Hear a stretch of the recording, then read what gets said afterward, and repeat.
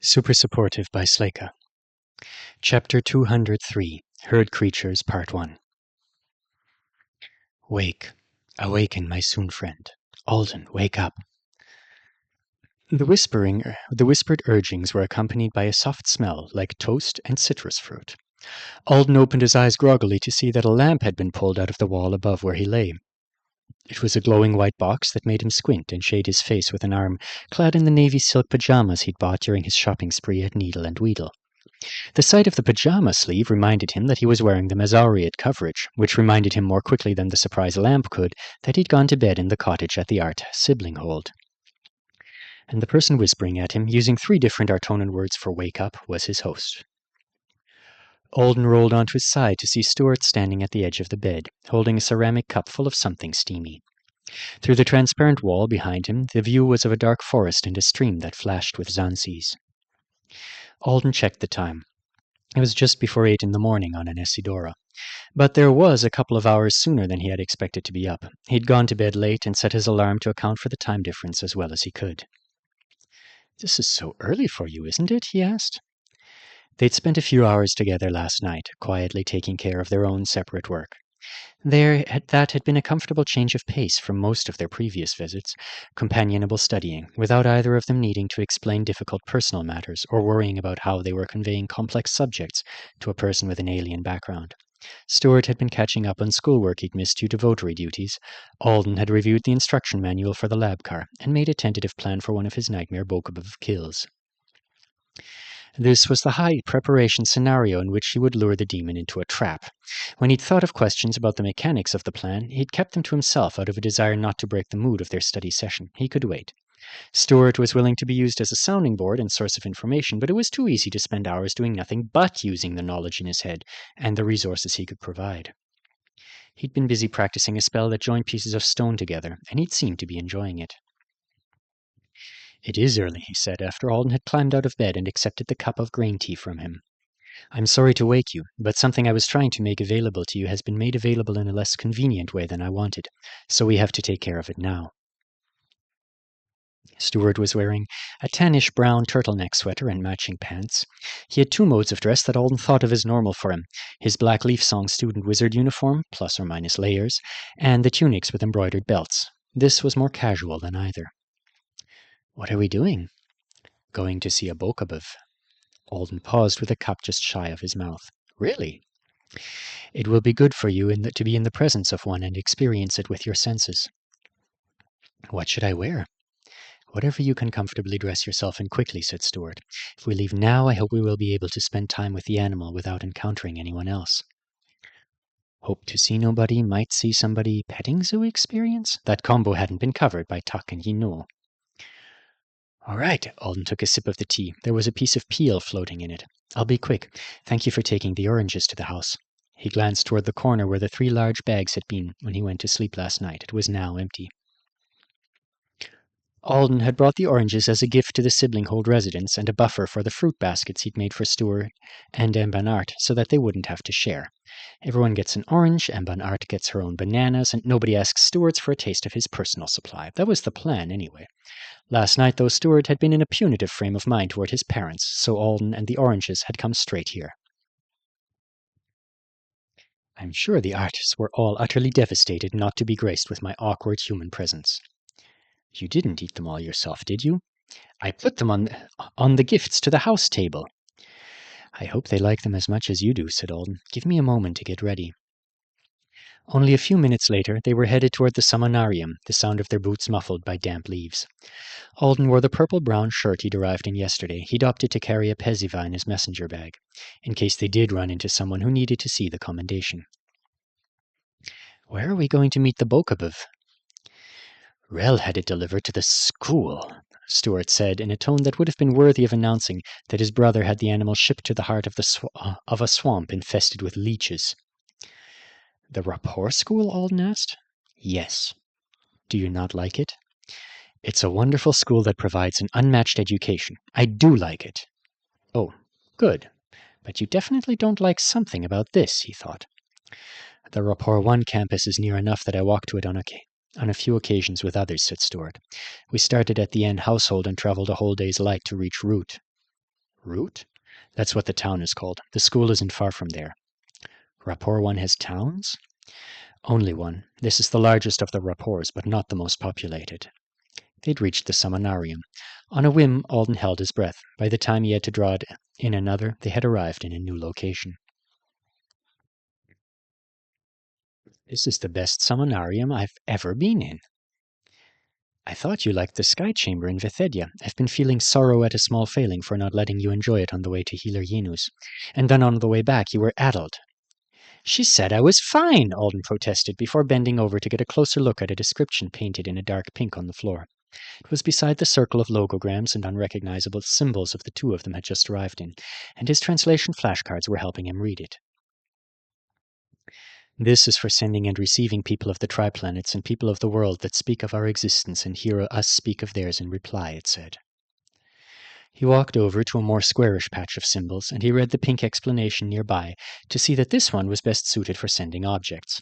The seminarium, which was large but still much smaller than the ones at the Sibling Hold and Leaf Song, was full of many other informative delights. The names and origins of all the materials used to craft the room, a colorful map of the buildings they were in and surrounding grounds, a sign hanging from the ceiling overhead that said, "Give proper greeting to declared Stuart and avowed Alden of Earth." The sign faced a wall lined with windows and short cushioned benches.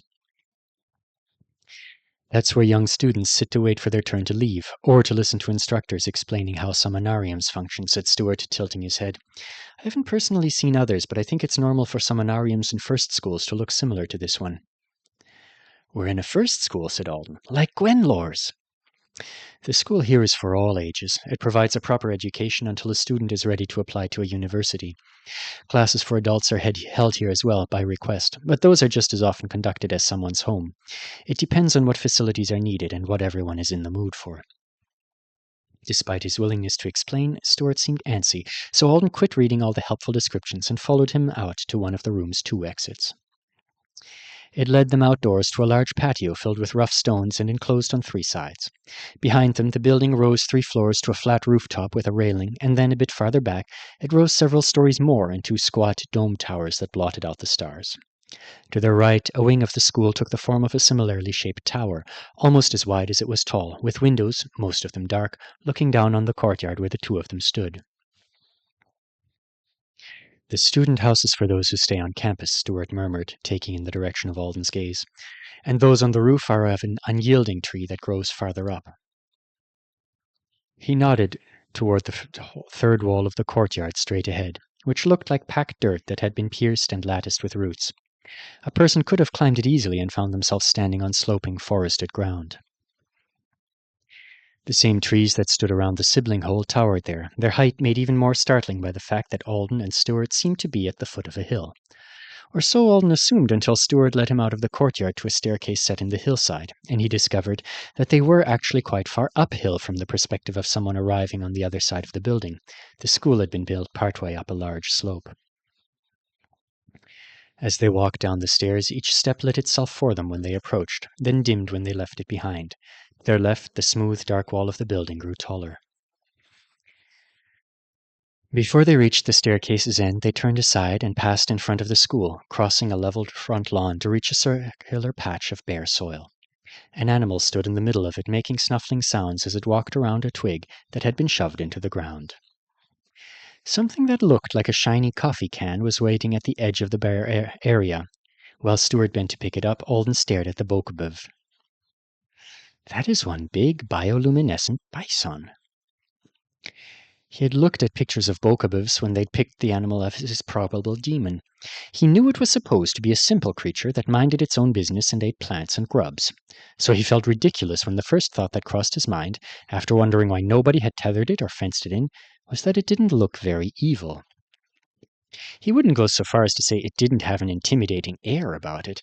Size alone gave it that, but it looked a little funny and friendly when it acknowledged their arrival by turning to face them. The bulk of his head was more aardvarkish than bovine, with a mouthful of flat teeth and glowing blue drool that Alden got a good look at as it yawned, then went back to sniffing around its twig. Maybe that wasn't a yawn. Could have been a threat or a hello. Who knows how bokoblin do it? The shine of the animal's body was faint compared to the light shown in its mouth, but it was definitely glowing. Freshly licked fur. Over the past week, he had learned way too many fun facts about a relatively obscure alien animal. A whoosh sound accompanied the opening of Stuart's coffee can. Alden looked over to see him scooping out a fistful of something pale that flowed through his fingers like sand. Is that food for it? No, it's grass seed, said Stuart. I told Rel I was going to take you to a village full of ascetics to see their Bokabuv herd, and he said that sounded alarming for you and the ascetics. So I was going to have one of the ascetics Bokabuvs teleported to the sibling hold, and he said that sounded alarming for the Bokabuv. Then he offered to take care of it for me because I told him you needed one for your pursuit of healing. Alden hoped Stuart had explained a little more than that, hearing that the human needed to have a meeting with a Bisonvark for his mental well-being wouldn't convince Rel Art of Alden's normalcy. Stuart made an annoyed hiss-click sound. This morning I was awakened by a message from him telling me that he had obtained this pregnant Bokabuv and that he expected me to come by and plant grass for her and accelerate its growth, so that the students will be able to watch her birth her child in a setting that resembles her natural one. She's an educational animal, so she's used to strangers. You can go closer to her, but don't touch her interesting stick. Alden had a lot of questions and comments. He started with the easiest. You mean the stick in the ground beside her, don't you? Yes, that's hers. It should have been enchanted to provide her with comfort and entertainment when she travels.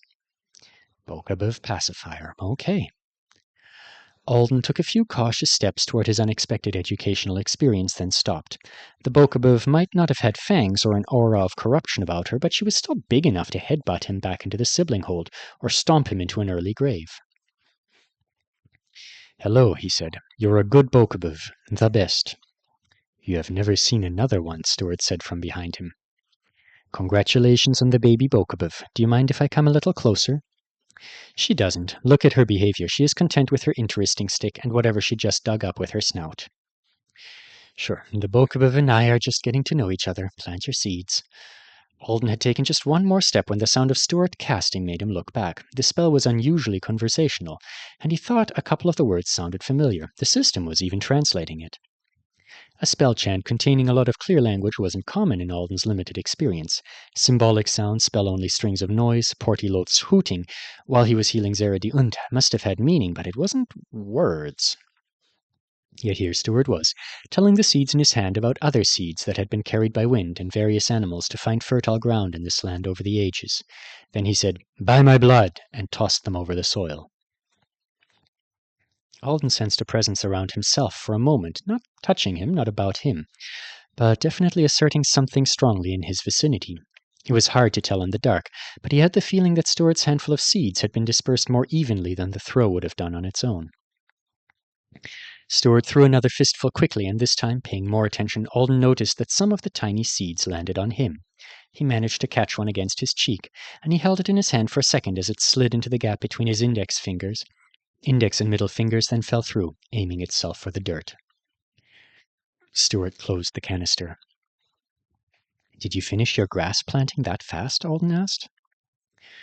Sowing unprepared ground shouldn't take any wizard my age long, unless conditions are strange. I have strong advantage in this land because my family has lived here for many generations. But a member of the wizard class has to be able to provide food and protection from weather, pest, and infection to enter a university. Schools have different ways of deciding you've satisfied that requirement, but knowing spells for planting and keeping fields are commonly among them. He set the container down and walked toward Alden and the Bokabuv. Accelerating growth or growing food out of its season is more difficult, but this grass grows quickly anyway, and it's for demonstration, so it doesn't have to thrive here. It will be removed when she leaves.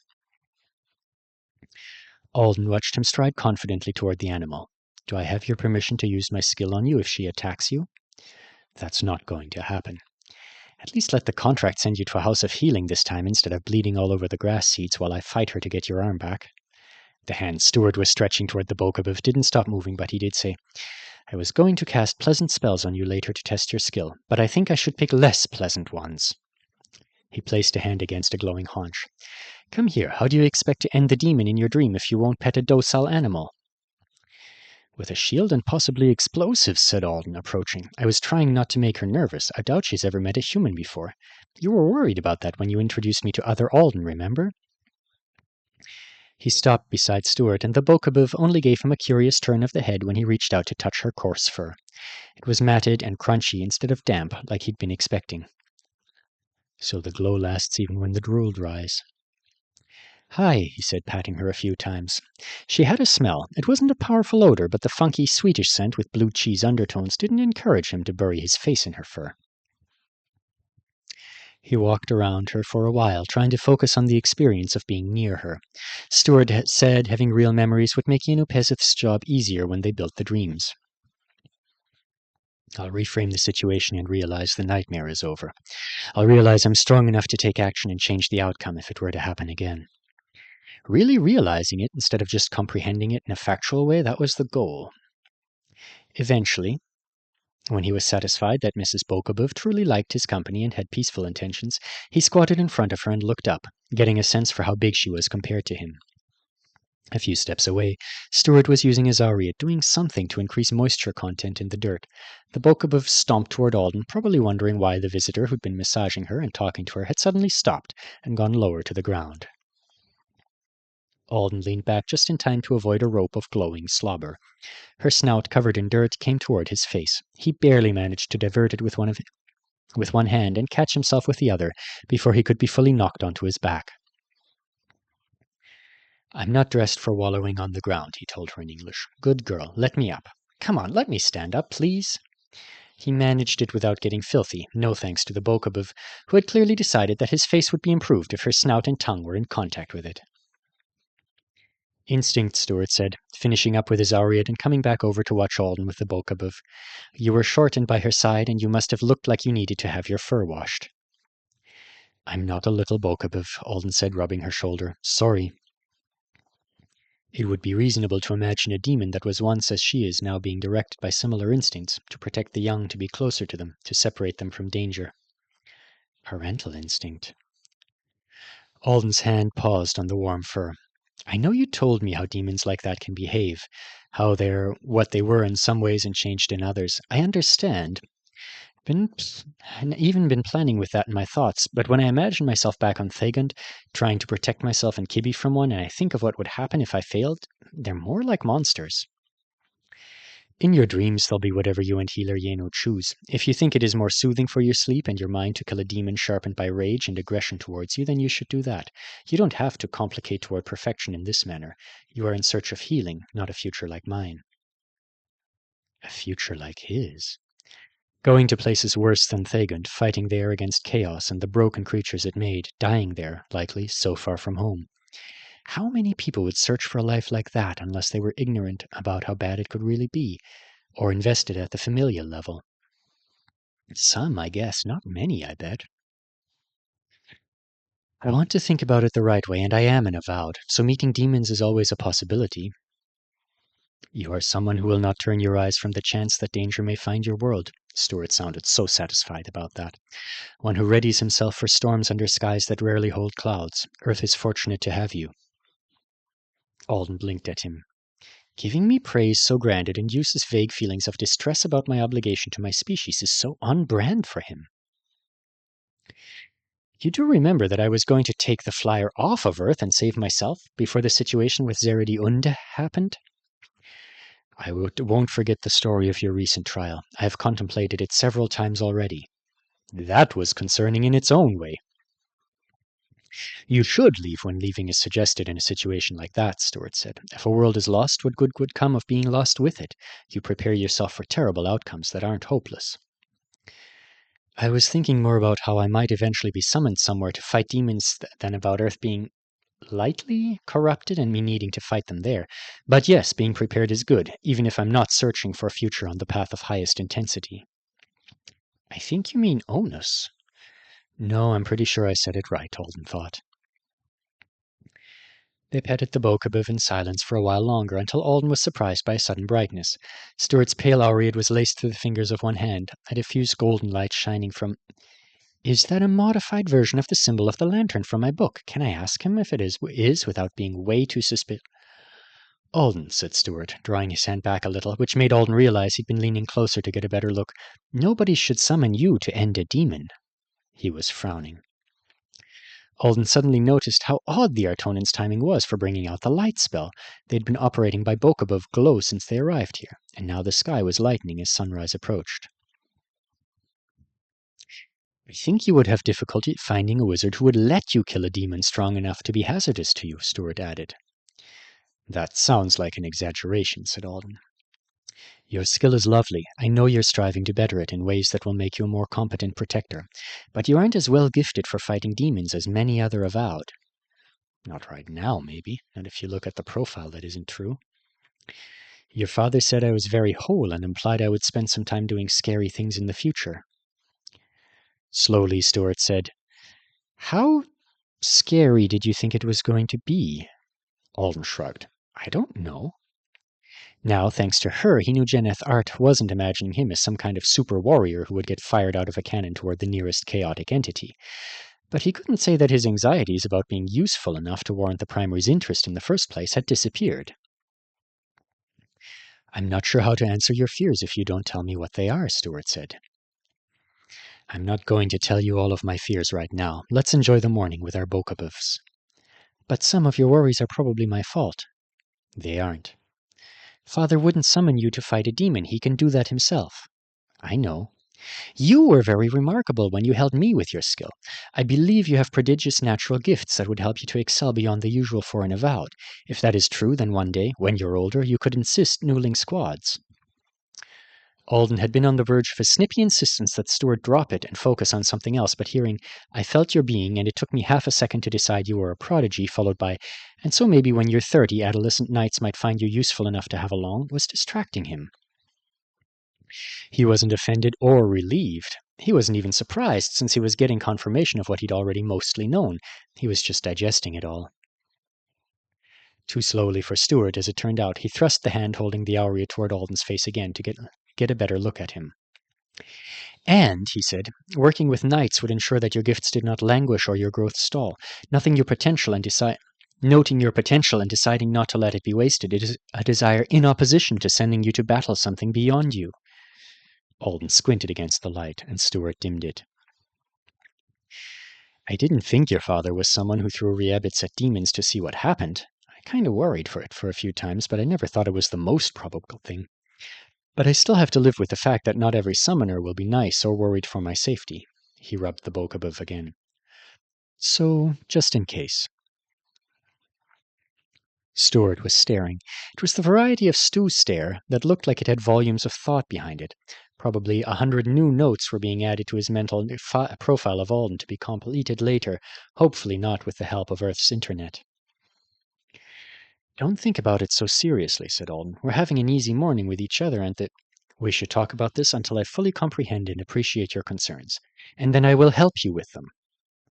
I would rather focus on sorting my thoughts about demons. Alden could tell from Stuart's determined expression that the can of worms that had been opened wasn't going to be shut again until every wiggling problem had been pulled out and dissected. Gone were the days of them avoiding awkward topics, apparently, unless those topics were off limits due to Stuart's oaths and sense of duty. He looked around for some kind of distraction so that he could have his intensity level 4 morning back, at least until sunrise. He just wanted time to figure out how to talk about his thoughts regarding summonings without outright lying to Stuart or leading him toward bigger questions. Lights? People. Over Stuart's shoulder across the grounds, a line of lights had appeared on the staircase. They partially illuminated the shapes of those who carried them as they headed slowly down in single file. Stuart, there are some people. Even irresponsible or despicable wizards will have care for your safety from now on. Excessive care in some cases, I expect.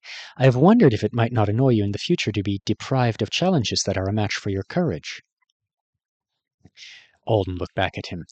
You're worried I won't have opportunities for courage during future summonses? Some wizards don't have a proper sense of responsibility toward those who work for them, but most of them do care about their own reputations and what offending my family would cost them. It would be very stupid for anyone to ask you to complete a task inappropriate for your abilities in the Reabit class. The scrutiny if you ever formally complain about an assignment, or if you're badly injured, will be so zealous that all but the most powerful would struggle to survive it with their summoning rights intact. Stuart took a breath. The contracts may still select you for emergency summonses, but I do not like to imagine a day when the emergency is a demon on a world with a contract, and you are the best remaining avowed for that task. Alden was suddenly less interested in changing the subject. Do you really expect my future to be all boring, safe Reabit duties? He didn't know why it sounded more likely coming out of Stuart's mouth than it did when his own thoughts circled the possibility. He tried so many times to convince himself that not running afoul of death and danger was also a potential future for him. But believing he could really have it? I think when you want battle outside of your dreams, you will have to rely on your school. Or you will have to tell me or another knight, someone who won't be afraid of my family. When I do? I mean to say if you do, of course. You are smiling. I've made you feel relieved? You have. Also, there are people over there. We should speak more of this if it relieves you, and I should tell you that the actions of Worley... People? Stuart's eyes widened. He jerked his head around to see the approaching line of people with their lights. Quickly, he hissed, dropping his own light spell and reaching for Alden's arm. We will hide in the woods until they have passed, then run as fast as we can to the Summonarium. Alden stopped petting the Bokobov. What, we're going to run away from them? Yes, unless... His face fell. He turned slowly toward the Bokobov's head. No N. An Artonan girl appeared. One of her hands, covered in rings, was gently stroking the Bokobov's snout, while the other was held by her side, flicking through the gestures of a spell. Hello, Stu, she said. I'm happy to see you and very surprised you didn't notice me until now. Please introduce me properly to your companion.